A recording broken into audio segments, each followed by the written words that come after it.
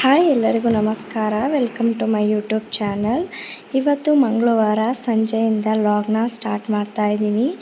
ಯಾರೆಲ್ಲ ನನ್ನ ವಿಡಿಯೋ ನೋಡ್ತಾ ಇದ್ದೀರಾ ಪ್ಲೀಸ್ ಸಬ್ಸ್ಕ್ರೈಬ್ ಮಾಡ್ಕೊಳ್ಳಿ, ಹಾಗೆ ಸಪೋರ್ಟ್ ಮಾಡಿ. ಸಬ್ಸ್ಕ್ರೈಬ್ ಮಾಡಿ, ಪಕ್ಕದಲ್ಲಿರೋ ಬೆಲ್ ಐಕನ್ನ ಪ್ರೆಸ್ ಮಾಡಿ.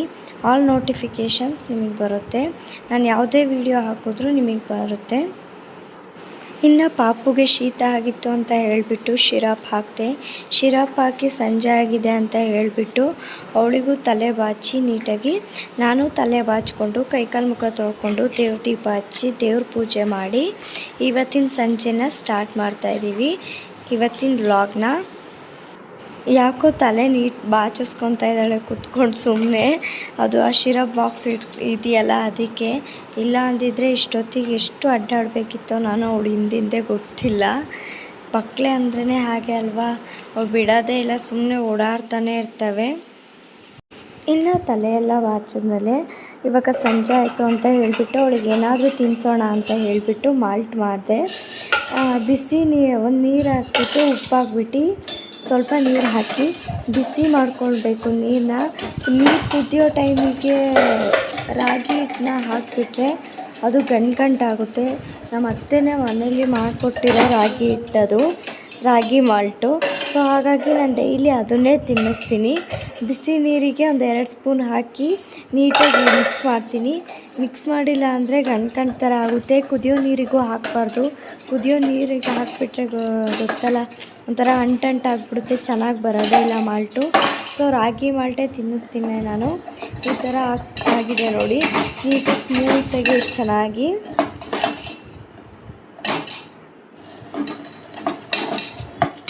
ಇನ್ನು ನೀಟಾಗಿ ಮಿಕ್ಸ್ ಮಾಡ್ಕೊತಾ ಇದ್ದೀನಿ. ನನ್ನ ಮಗಳು ಬೇರೆ ತುಂಬ ಮಾಡ್ತಾಯಿದ್ಲು, ವೀಡಿಯೋ ಮಾಡೋಕ್ಕೆ ಬಿಡ್ತಾ ಇರಲಿಲ್ಲ. ಇನ್ನು ಅದನ್ನು ಒಂದು ಬೌಲ್ಗೆ ಬಗ್ಗಿಸ್ಕೊಂಡು ನೀಟಾಗಿ ಹಾಕ್ಕೊಂಡು ಒಂದು ತಟ್ಟೆಯಲ್ಲಿ ತಣ್ಣೀರು ಹಾಕ್ಕೊಬಿಟ್ಟು ಅದಕ್ಕೆ ಆ ತಟ್ಟೆ ಒಳಗೆ ಇಡ್ತೀನಿ. ಯಾಕಂದರೆ ಸ್ವಲ್ಪ ಬೇಗ ತಣ್ಣಗಾಗಲಿ ಮಾಲ್ಟು ಅಂತ ಅಂದ್ಬಿಟ್ಟು. ಬಿಸಿ ಸುಡೋಕ್ಕೆ ತಿನ್ನೋಕ್ಕಾಗಲ್ಲ, ಹಾಗಾಗಿ ಸ್ವಲ್ಪ ಬೆಚ್ಚಗೆ ಆಗ್ತಿದ್ದಂಗೆ ತೆಗ್ದುಬಿಡ್ತೀನಿ. ಅದನ್ನು ತೆಗ್ದು ತಿನ್ನಿಸ್ತೀನಿ.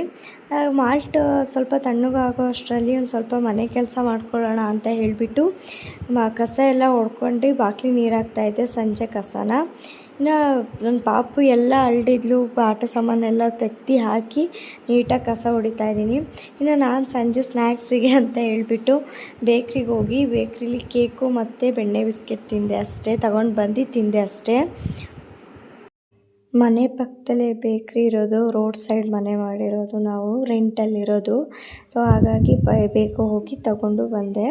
ಇನ್ನು ಮಾಲ್ಟ್ ತಣ್ಣಗಾಗಿತ್ತು ಅಂತ ಹೇಳಿಬಿಟ್ಟು ಟೆರಸ್ ಮೇಲೆ ಕರ್ಕೊಂಡು ಬಂದು ಅವಳಿಗೆ ತಿನ್ನಿಸ್ತಾ ಇದ್ದೆ. ಅದು ಇದು ತೋರಿಸ್ಕೊಂಡು ಮಕ್ಕಳಿಗೆ ಊಟ ಮಾಡಿಸೋದು ಅಂದ್ರೇ ಒಂದು ದೊಡ್ಡ ಕೆಲಸ. ಸೊ ಊಟ ಮಾಡಿಬಿಟ್ರೆ ಏನೋ ಒಂಥರ ಖುಷಿ, ಸಮಾಧಾನ ಅಲ್ವಾ. 5:15ಗೆ ಮಾಲ್ಟ್ ತಿನ್ಸೋಕ್ಕೆ ಆ ಟೆರಸ್ ಮೇಲೆ ಹೋಗಿದ್ದು, 6:15ಗೆ ಬಂದಿದ್ದೀನಿ ನೋಡಿ, ಅಷ್ಟೋ ತನಕ ಆಗಿದೆ. ಇನ್ನು ಮಾಲ್ಟೆಲ್ಲ ತಿಂದಾದ್ಮೇಲೆ ಮಲಗಿದ್ಲು ಅವಳು.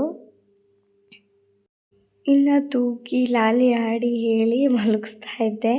ಅದು ಲಾಲಿ ಆಡಿ ಹೇಳಕ್ಕೆ ಬರಲ್ಲ, ಆದರೂ ಹೆಂಗೆಂಗೋ ಹೇಳ್ತೀನಿ ಅಲ್ಪ ಸ್ವಲ್ಪ. ಇನ್ನು ಅವಳು ಪಾಪು ಮಲಗಿದ್ಲು ಅಂತ ಹೇಳಿಬಿಟ್ಟು ಹಗ್ಲೊತ್ತು ಬಟ್ಟೆನೇ ತೊಳೆಯೋಕ್ಕಾಗಲ್ಲ, ತೊಟ್ಲಲ್ಲಿ ಮಲಗಿಸಿರ್ತೀನಲ್ವ, ಎದ್ದು ಕೂತ್ಕೊಂಡು ಬಿದ್ದುಬಿಡ್ತಾಳೆ ಅಂತ ಭಯ ಅಷ್ಟೇ. ಅದಕ್ಕೆ ರಾತ್ರಿ ಹೊತ್ತು ತೊಳ್ಕೊತೀನಿ, ಜಾಸ್ತಿ ಬಟ್ಟೆ ಆಗಿಬಿಡುತ್ತೆ, ಡೈಲಿ ತೊಳೆಯೋಕ್ಕೆ ಆಗೋಲ್ಲ. ಇನ್ನು ರಾತ್ರಿ ಆಗಿತ್ತು ಅಂತ ಹೇಳಿ ಆದ್ರೂ ಬಟ್ಟೆ ಎಲ್ಲ ತೊಳ್ಕೊಂಡೆ ಬೇಗ ಇವಾಗೇನು ಜಾಸ್ತಿ ಎದ್ದೇಳಲ್ಲ ಅಂತ ಹೇಳಿಬಿಟ್ಟು ನೋಡಿ ಎಷ್ಟು ಬಟ್ಟೆ ಇದೆ, ಒಂದ್ರ ಮೇಲೆ ಒಂದು ಬಟ್ಟೆ ಒಣಗಾಕಿದ್ದೀನಿ, ಜಾಗನೇ ಇಲ್ಲ ಬಟ್ಟೆ ಒಣಗಾಕೋಕ್ಕೆ. ಇನ್ನು ಬಟ್ಟೆ ಎಲ್ಲ ತೊಳೆದಾದ್ಮೇಲೆ ಉಪ್ಪು ಸ್ವಲ್ಪ ಗ್ರಾಸರಿ ಐಟಮ್ಸ್ ಎಲ್ಲ ಸ್ವಲ್ಪ ಬಾಟ್ಲಿಲೆಲ್ಲ ಖಾಲಿ ಆಗಿದ್ವು ಆ ಬಾಕ್ಸಲ್ಲಿ. ಸೊ ಹಾಗಾಗಿ ತೊಳ್ಕೊಂಡು ಅವೆಲ್ಲ ವಾಶ್ ಮಾಡಿಕೊಂಡು ನೀಟಾಗಿ ಹಾಕಿಡ್ತಾಯಿದ್ದೀನಿ. ಉಪ್ಪಾಗಲಿ ಎಲ್ಲ ಭರಣಿ ನೋಡಿ ನೀಟಾಗಿ ವಾಶ್ ಮಾಡಿಕೊಂಡು, ಕಲ್ಲುಪ್ಪು ಖಾಲಿಯಾಗಿತ್ತು. ಸೊ ಅದಕ್ಕೆ ಕಲ್ಲುಪ್ಪು ತುಂಬ ಖಾಲಿ ಆಗೋ ತನಕ ಬಿಡಬಾರ್ದು ಅಂತಾರೆ. ಸೊ ನನಗೆ ಟೈಮ್ ಇರಲಿಲ್ಲ, ಹಾಗಾಗಿ ನೀಟಾಗಿ ವಾಶ್ ಮಾಡಿಕೊಂಡು ಅದನ್ನು ನೀಟಾಗಿ ಹಾಕಿ ಇಟ್ಕೊಂಡೆ. ಇನ್ನು ಕೆಲವೊಂದು ಐಟಮ್ಸು ಅಷ್ಟೇ ಖಾಲಿಯಾಗಿದ್ವು. ಸೊ ಅದಕ್ಕೆಲ್ಲ ತುಂಬ್ಕೊಂಡು ಇಟ್ಕೊಂಡೆ. ಇನ್ನು ಕುಕ್ಕರು ಎಲ್ಲ ಸುಮ್ಮನೆ ಮೇಲೆ ಶೆಲ್ಫ್ ಮೇಲೆ ಸಜ್ಜೆ ಮೇಲೆ ಇಟ್ಟಿದ್ದೆ, ಅವು ಹಂಗೆ ಧೂಳಾಗಿ ಡಸ್ಟ್ ಥರ ಆಗ್ತವೆ ಅಂತ ಹೇಳಿಬಿಟ್ಟು ನೀಟಾಗಿ ಕ್ಲೋಸ್ ಮಾಡಿ ಬಾಕ್ಸ್ ಒಳಗೆ ಹಾಕಿ ಇಟ್ಟೆ ನಾನು. ಇನ್ನು ಗ್ರಾಸರೀಸ್ ಎಲ್ಲ ಇದ್ವು, ಹೇಗೆ ಜೋಡಿಸ್ಕೊಂಡೆ ಅಂತ ನೋಡ್ಕೊಂಡು ಬನ್ನಿ. ಇನ್ನು ಡೈಲಿ ಉಪಯೋಗಿಸೋವಂಥದ್ದು ಬೇಕಾಗಿರೋ ವಸ್ತುಗಳನ್ನ ಈ ಬಕೆಟ್ನಲ್ಲಿ ತುಂಬಿ ಮುಚ್ಚಿಟ್ಕೊತೀನಿ. ಇದು ರವೆ, ಸಣ್ಣ ರವೆ, ಉಪ್ಪಿಟ್ಟು ರವೆ, ಒಂದು ಅಚ್ಚು ಬೆಲ್ಲ ಇದೆ, ಆಮೇಲೆ ಬೇಳೆ ಇದೆ, ಇದು ಸ್ವಲ್ಪ ಸಾಂಬಾರು ಪುಡಿ ಮತ್ತು ಗರಂ ಮಸಾಲ ಇದೆ ಇದರಲ್ಲಿ. ಇದು ಸಣ್ಣ ಉಪ್ಪು ಅರ್ಧ ಪ್ಯಾಕೆಟ್ ಇದೆ, ಅರ್ಧ ಯೂಸ್ ಮಾಡ್ಕೊಂಡಿದ್ದೀನಿ. ಅದು ತುಂಬಿತು ಅಂತ ಅದು ಇದಕ್ಕೆ ಹಂಗೆ ಕಟ್ಟಿಟ್ಟಿದ್ದೀನಿ. ಇನ್ನು ಕಲ್ಲುಪ್ಪು ಒಂದಿರಲಿ, ಮತ್ತು ಇದು ಅಡುಗೆ ಆಗೇ ಇರಲಿ ಎಮರ್ಜೆನ್ಸಿ ಅಂತ. ಮತ್ತು ಇದು ಖಾರದ ಪುಡಿ, ಮತ್ತು ಇದು ಎಂತ ಇದು ಗರಂ ಮಸಾಲ. ಇದು ಇನ್ನೂ ಒಂದು ಗರಂ ಮಸಾಲ ಇದೆ. ಇವು ಹಪ್ಪಳಗಳು ಅವು ಹಾಗೆ ಇದೆ. ರೆಡಿಮೇಡ್ ಹಪ್ಪಳ ಯೂಸೇ ಮಾಡಲ್ಲ ಜಾಸ್ತಿ, ಆ್ಯಕ್ಚುಲಿ ಮನೆ ಹಪ್ಪಳ ಇದು ಮಾಡೋದ್ರಿಂದ. ಇದಿಷ್ಟು ಡೈಲಿ ಯೂಸಿಗೆ ಏನಾದರೂ ಅರ್ಜೆಂಟಿಗೆ ಬೇಕಾದ್ರೂ ತಕ್ಕೊಳ್ಳೋಕ್ಕೆ ಇದನ್ನ ಈ ಬಕೆಟಲ್ಲಿ ಹಾಕಿಟ್ಕೊಂಡಿದ್ದೀನಿ. ಇನ್ನು ತೆಗೆದಿಡೋ ರೇಷನ್ ಸ್ವಲ್ಪ ಇದೆ, ಸೊ ಹಾಗಾಗಿ ಬಾಕ್ಸ್ ಒಳಗೆ ಹಾಕ್ತೀನಿ. ನಮ್ಮ ಮನೆಯವ್ರು ಒಂದು ಸ್ವಲ್ಪ ಬಾಕ್ಸ್ ಇಸ್ಕೊಬರ್ರಿ ಅಂದರೆ ಎಣ್ಣೆದು ಬಾಕ್ಸ್ ಇಸ್ಕೊಬಂದಿದ್ದಾರೆ. ಇನ್ನು ಇದು ಕೊರಿಯಂಡರ್ ಪೌಡರು, ನನಗೇನಿದು ಅಷ್ಟು ಅವಶ್ಯಕತೆ ಇಲ್ಲ. ಇದು ಗೋಡಂಬಿ, ಬೇಬಿ ಗೋಡಂಬಿ ಇದು. ಮತ್ತು ಇದು ಇನ್ನು ಸಾಸಿವೆ ಇದೆ, ಹಾಗಾಗಿ ಹಾಕ್ಕೊಂಡಿದ್ದೀನಿ. ಇನ್ನು ಬಿಟ್ಟಿದ್ದು ಅದು ಇನ್ನೂ ಉಳಿದಿದೆ.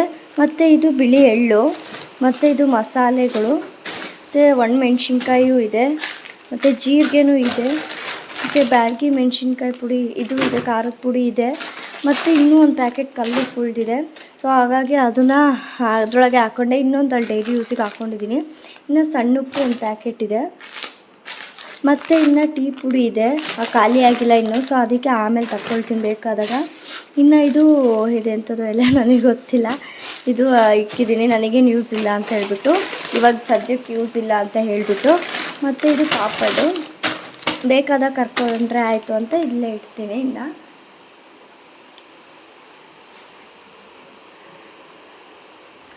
ಆ್ಯಕ್ಚುಲಿ ಇವೆಲ್ಲ ನಮ್ಮ ಪಾಪು ಬರ್ತಡೇದು ಅದು ಉಳಿದಿದ್ವಲ್ಲ ರೇಷನ್ಸು, ಸೊ ಹಾಗಾಗಿ ಇವಾಗೆಲ್ಲ ಕ್ಲೀನ್ ಮಾಡಿಕೊಂಡೆ. ಮತ್ತು ಹುಳ ಆದರೆ ಕಷ್ಟ ಅಂತ ಹೇಳಿಬಿಟ್ಟು ಯಾವಾಗ ಬೇಕೋ ಅವು ತಕ್ಕೊಂಡು ನೋಡಿದೆ, ಎಕ್ಸ್ಪಿರಿ ಡೇಟು ನೋಡಿ ಸಹ ಇಟ್ಟಿದ್ದೀನಿ.